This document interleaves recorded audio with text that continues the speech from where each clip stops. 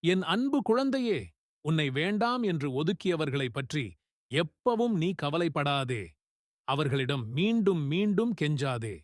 முதலில் யோசி. உன்மேல் உண்மையான அன்பு பாசம் வைத்தவர்கள் உன்னை விட்டு எந்த சூழ்நிலையிலும் விட்டு செல்ல மாட்டார்கள். அன்பை மட்டும் எப்பவும் பிச்சை எடுக்காதே. உண்மையான பாசத்துக்கு எப்பவுமே மதிப்பு மிகவும் அதிகம்.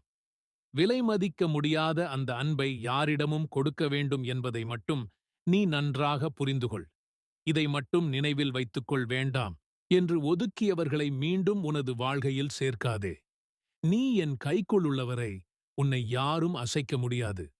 ஒரு உண்மையான உறவு உன்னை தேடி வரும் வரை காத்திரு. நல்லதே நடக்கும். பாபா ஓர் கருணாலயம், பாதம்தான் கமலாலயம், ஆனந்த கீதால